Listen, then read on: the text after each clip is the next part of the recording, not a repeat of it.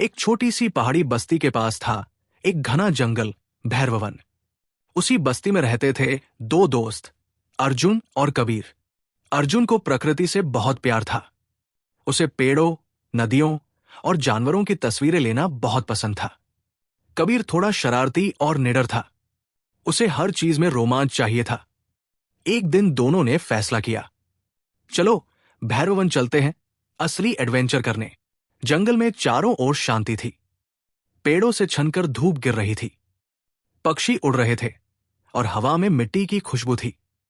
कबीर बोला, यार अर्जुन, ये जगह कितनी अलग है, जैसे वक्त रुक गया हो। अर्जुन ने कैमरा निकाला और फोटो लेने लगा। तभी झाड़ियों में चर्र की आवाज आई। दोनों रुक गए। कुछ पल बाद उन्होंने देखा, एक छोटा तेंदुआ का बच्चा जमीन पर पड़ा था। उसके पैर में शिकारी का लोहे का फंदा लगा था। अर्जुन तुरंत उसके पास भागा।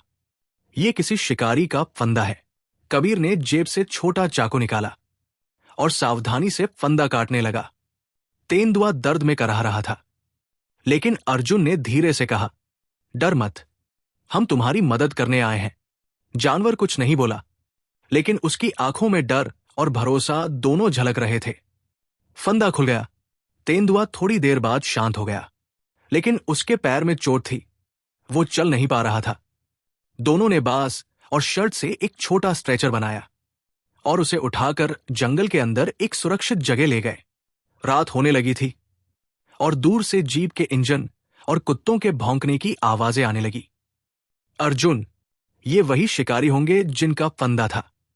अर्जुन, हमें तेंदुए को बचाकर जंगल के अंदर ले जाना होगा अभी।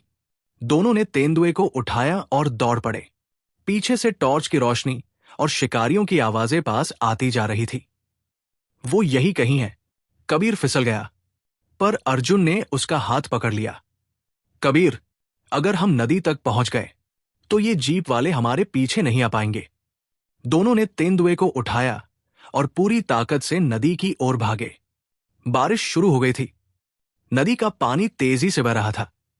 अर्जुन ने एक पुराना लकड़ी का टुकड़ा देखा और बोला, हम इसे नाव की तरह इस्तेमाल करेंगे। उन्होंने तेंदुए को उस पर रखा और खुद भी चढ़ गए। लहरों ने उन्हें आगे बहा दिया। शिकारियों की टॉर्च की रोशनी धीरे धीरे पीछे गायब हो गई। कबीर थोड़ी राहत की सांस लेते हुए, हम बच गए। सुबह की धूप पेड़ों से छनकर आ रही थी। पक्षी चहचहा रहे थे और जंगल फिर शांत था। तेंदुआ अब कुछ बेहतर लग रहा था। वो अर्जुन के पास आया और उसके हाथ से सिर रगड़ने लगा। अब तुम सुरक्षित हो, हम तुम्हें फॉरेस्ट कैंप तक छोड़ देंगे। दोनों दोस्त उसे लेकर पास के वन्य जीव बचाव केंद्र गए। वहां के अधिकारी बोले, तुम दोनों ने एक जिंदगी बचाई है, तुम जंगल के असली रक्षक हो।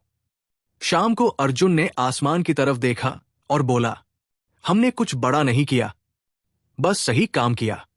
कबीर हंसते हुए बोला, अगली बार जब जंगल आएंगे तो फंदा नहीं, बस कैमरा लेकर आएंगे। सीख, जंगल का असली हीरो वो नहीं जो उसे जीत ले, बल्कि वो है जो उसे बचा ले।